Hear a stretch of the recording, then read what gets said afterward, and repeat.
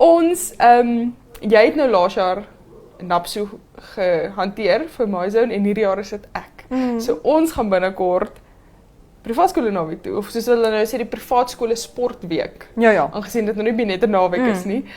So dit is binnekort. Dit kom nou hierdie naweek of die span ry, ons ry môre.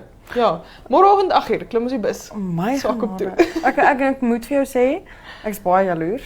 NAPSO is definitief 'n hoogtepunt in my, ek dink ek het dit nou elke keer gesê wat ons oor NAPSO praat, maar NAPSO is definitief 'n hoogtepunt in my MyZone loopbaan gewees. Ek kan nie, jy weet, ek kan nie genoeg uitgepraat raak oor die mense nie. En die wintersportweek is net so ongelooflik besonder, want die talent.